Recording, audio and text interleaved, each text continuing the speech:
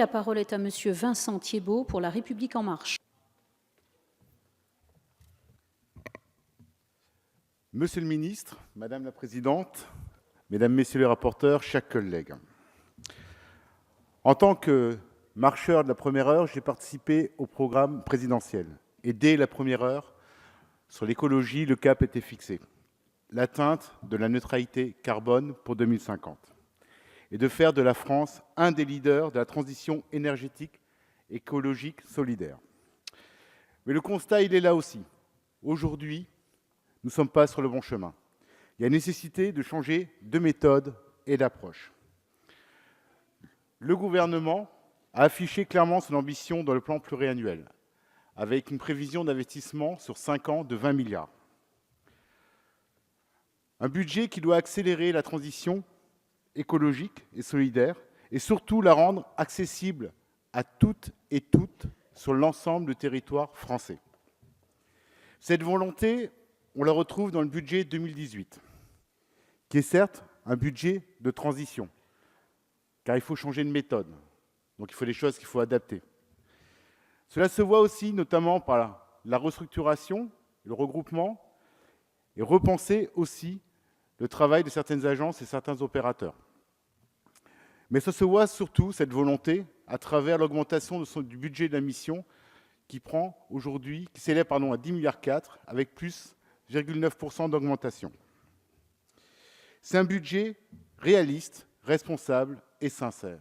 La sincérité, justement, et là je fais honneur au ministre Nicolas Hulot, c'est avouer qu'on ne peut pas tenir certaines promesses, notamment sur la sortie, en tout cas ramener le nucléaire à 50% pour 2025. C'est un acte courageux et sincère auquel je rends hommage. Je tenais à souligner dans cette mission l'augmentation du budget de l'ADEME, plus 36%, pour stabiliser et respecter les engagements qui ont été pris, et notamment pour démarrer des nouveaux programmes d'intervention. Je salue aussi, sur la partie transport, l'objectif de rénover, moderniser et rendre plus sûr l'ensemble des infrastructures routières et ferroviaires. Et d'ailleurs, je m'étonne de la prise de position de nos amis républicains qui, en même temps, se plaignent du fait qu'on abandonne la ruralité et le territoire et qu'en même temps, voudraient faire des grands programmes.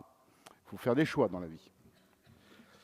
Ensuite, je voudrais aussi souligner la protection de la biodiversité par l'augmentation de plus de 5 millions d'euros au niveau du budget. Mais le plus grand signal qu'envoie aujourd'hui ce budget, c'est recentrer aujourd'hui les mesures fiscales vers les ménages les plus modestes. Notamment, c'est la généralisation du chèque énergie qui va s'adresser à plus de 4 millions de ménages en France. C'est aussi la prime à la conversion automobile qui marque une grande étape. Aujourd'hui, un ménage modeste va pouvoir s'équiper d'un véhicule moins polluant, même d'occasion, avec une prime qui peut s'élever jusqu'à 2 000 €. Si je prends l'exemple d'un véhicule d'occasion de 3 500 €, ce ne sera que 1 500 € à débourser pour le ménage. Ce ne l'a jamais été fait.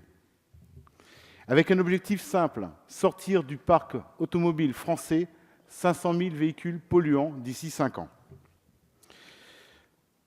Donc voilà, Monsieur le Ministre, je voulais souligner comme quoi ce budget est un budget de transition, certes, qui va se renforcer dans les années à venir, mais c'est un budget responsable et surtout qui prend en compte l'ensemble des problématiques environnementales, économiques, mais surtout sociales. Parce qu'une bonne politique écologique, c'est une politique qui est acceptée par toutes et par tous et qui ne laisse personne au bord de la route. C'est ça notre engagement.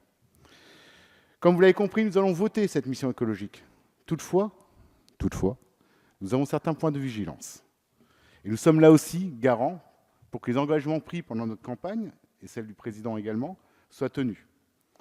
Notamment, nous attendons au gouvernement aujourd'hui des prises de position et une trajectoire claire sur le doublement des fonds de chaleur, qui certes aujourd'hui augmentent à hauteur de 5 millions d'euros.